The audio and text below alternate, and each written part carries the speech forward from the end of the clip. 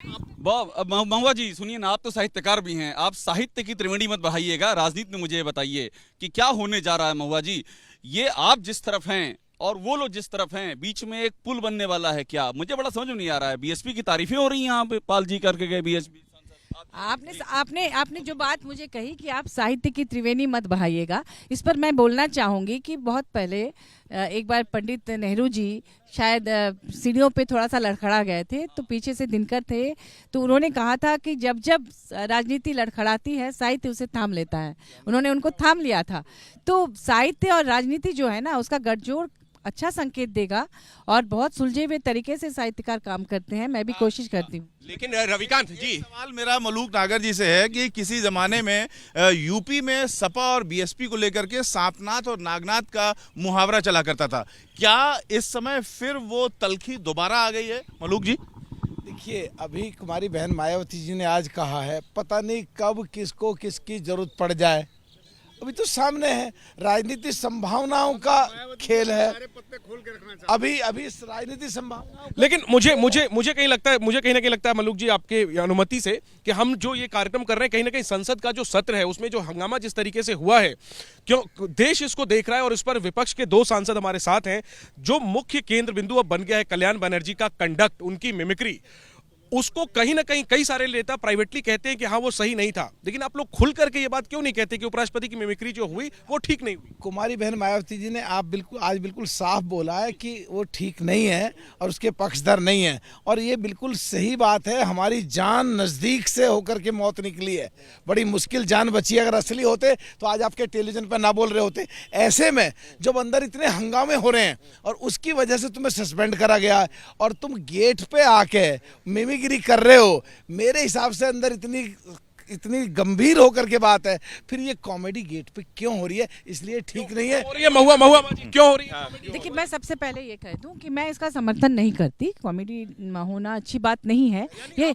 नहीं, मैं बोलना चाह रही हूँ कि गलत परंपरा आगे नहीं बढ़नी चाहिए, और ये परंपरा भाजपा ने ही आरंभ की है।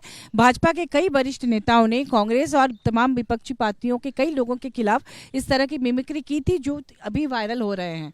तो आपको ये परंपरा आगे नहीं बढ़े, इसके लिए दोनों पक्ष को ये प्रयास करना होगा।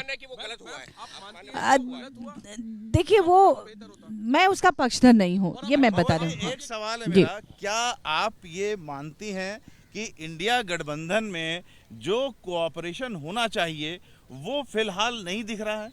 नहीं दिख रहा है, क्योंकि जितने भी लोग वहाँ उपस्थित थे सभी लोगों ने एक ही बात कही कि हम सभी चाहते हैं कि गठबंधन हो। ये भी बात आई कि हर स्टेट का अपना समीकरण होता है, उस स्टेट में जो पार्टी ज़्यादा मजबूत है उसको महत्व मिलना चाहिए, और उसमें बाकी लोग सहयोग करेंगे। ये बात हुई है। एक सवाल भी निकल रहा है इस इंडिया गठबंधन को लेकर के, सुनने में आ रहा है कि नीतीश जी नाराज हो गए, वहाँ उनको टोक दिया गया था, वो हिंदी में बोल रहे थे, कहा गया कि अंग्रेजी में जो है इनका ट्रांसलेट कर दीजिए, उसके बाद नाराज हो गए, उनको कहीं लूप में नहीं रखा गया, ममता दीदी ने कहीं लूप में नहीं रखा, केजरीवाल ने समर्थन कर दिया। क्या कुछ चल रहा है?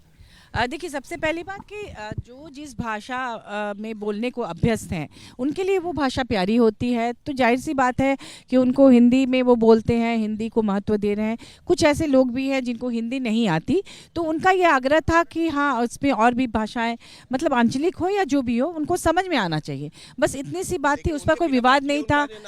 खड़गे जी का अनाउंस कर दिया गया। देखिए, हर पार्टी नहीं, राजनीति इसलिए नहीं है कि वहाँ पर क्या हो रहा था, वहाँ पर कोई आपस में वाद विवाद प्रतियोगिता नहीं हो रही थी। वहाँ पे ये था कि सबको बोलने का मौका दिया गया। सबने, ये पहली मीटिंग एक तरह से है चुनाव के पहले की, तो उसमें सबको बोलने का मौका दिया गया। 1 बाय 1 सब लोग अपनी बात रख रहे थे, तो उस तरह से ममता दी ने और केजरीवाल जी ने सबने अपनी राय रखी।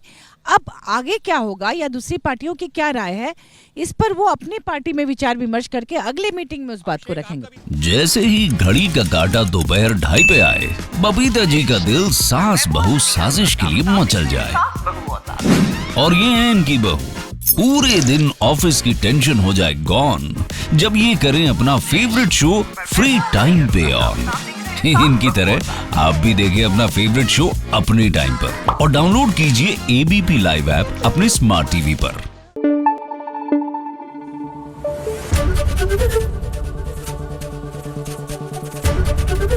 एबीपी न्यूज आपको रखे आगे।